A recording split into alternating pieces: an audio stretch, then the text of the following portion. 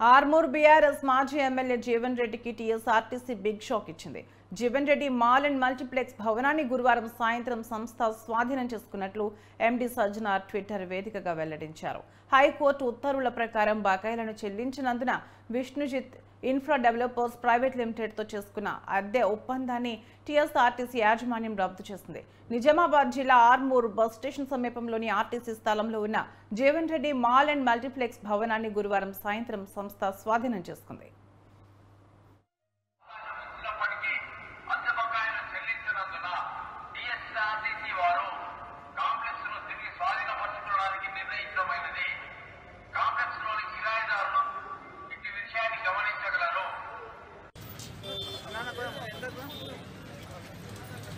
ఎంతగా